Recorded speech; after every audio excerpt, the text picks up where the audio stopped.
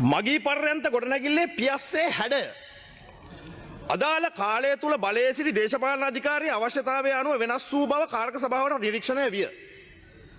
2012 වසරේදී පියස්සේ හැඩ නෙළුම් මල් පෙතිවල හැඩයට සැලසුම් කර තිබූ නමුත් 2015 දී එය අරලිය පත්‍රයක හැඩයට වෙනස් කර සැලසුම් කර තිබිණි. දැන් මොකද්ද මේ? කලින් බලයේ හිටපු අයට තිබුණා නෙළුම් අමාරුවක්. එක්ක නෙළුම් පොහට්ටුවක්. එක්ක නෙළුම් පෙත්තක්. නෙළුම් කොළුණු නෙළුම් පොකුණු. දැන් මේකත් මොකද්ද නෙළුම් හැඩයකට හදාගන්න උවමනාවක් තිබුණා. ඔව්. අවසානයේ නෙළුම් අලේ තමයි ඉතුරු උනේ. අන්තිමට. මේක ලංකාවේ 2015ට කලින් තීම් එකක් තිබුණා. මේක ලෝටස් තීම් එක.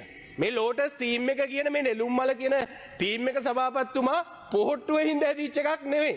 මොකද පොහොට්ටුව හැදෙන්නේ 2018. 2018 තමයි පොහොට්ටුව හැදෙන්නේ. 2015ට කලින් ශ්‍රී ලංකා නිදහස් පක්ෂය. එහෙම නැත්නම් එක්සත් ජනතා නිදහස් සන්ධානය. ඒ කාලේ තිබේ බුලත් කොලේ.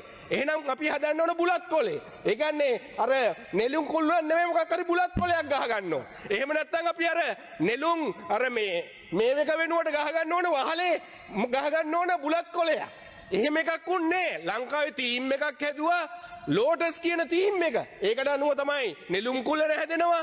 ඊට පස්සේ ගුවන්තොටුපළ හැදෙනවා. ඒ වගේම ශාලා හැදෙනවා. මේ ඔක්කොම එක තීම් එකකට හැදුනේ. ඒ තීම් එක මේ විනාශ කරන්න මේ රට විනාශ කරන්න එළියට වැස්සේ අපි නෙමෙයි.